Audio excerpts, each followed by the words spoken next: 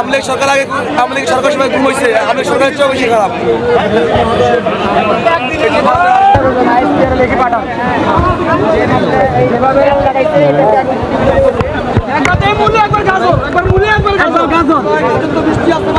গতদিনে তুলে নিয়ে গেছিল, বুঝে নাই যে এরকম হয়, তাহলে আবার কেন কালকে তুলে নিয়ে গেল?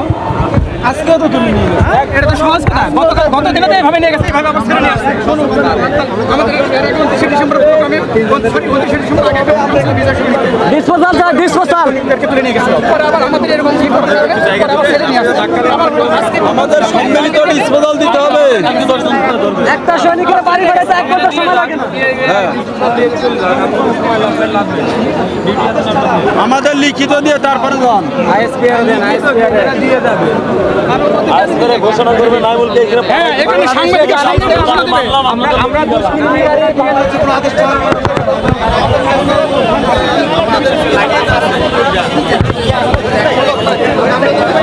একজন কর্মকর্তা আমাদের ভুক্তভোগী দেখেন, ওই দেখেন আমাদের ভুক্তভোগীরা, আমাদের বাপমারা এখনো ওখানে দাঁড়ায় আছে, আমাদের বাপমারা এখন দাঁড়ায় আছে, সকাল থেকে না খেয়ে তারা দাঁড়ায় আছে, 9 মাস থেকে তারা মূলা দেখাই যাচ্ছে।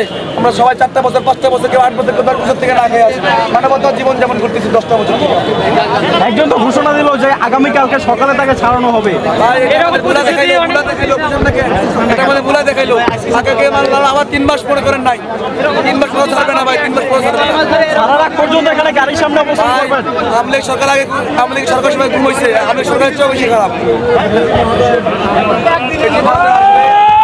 মানি না মানব না, মানি না মানব না, আজকে আমাদের শরীরে যতক্ষণ পর্যন্ত ইউনিফর্ম উঠবে না ততক্ষণ আমরা এগুলি সরব না। লাশ যাবে এই বাংলার পতাকা নিয়ে, নয়তো ইউনিফর্ম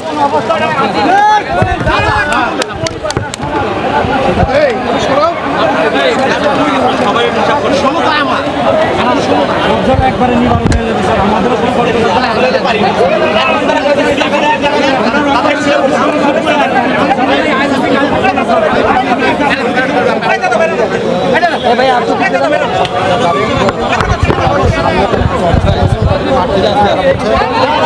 দেখতে পাচ্ছেন যে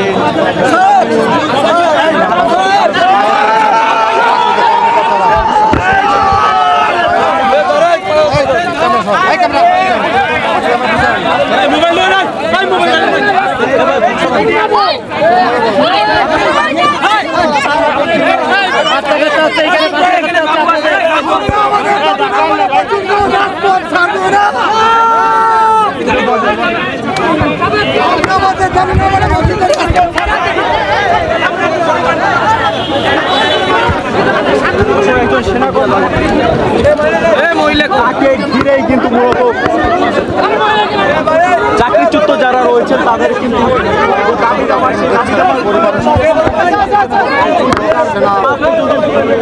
সামরিক সদস্যরা তারা সেনা কর্মকর্তাদের গাড়ির সামনে এভাবে তারা দুজন শুয়ে পড়েছেন এবং তারা বলছেন তাদের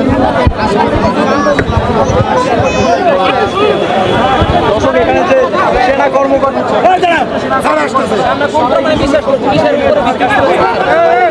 পরিবারের সদস্য যে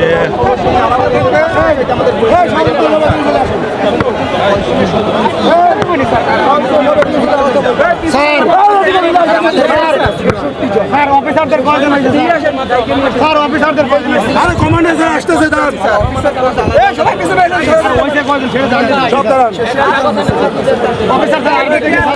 কমান্ডেন্ট স্যার আসতেছে, কমান্ডেন্ট স্যার এসে কি বলবে ভাই আপনি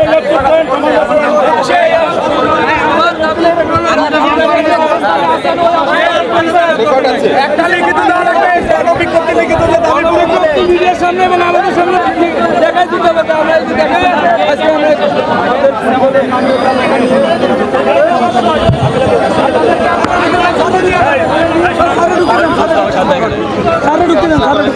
স্যার আমাদের পক্ষে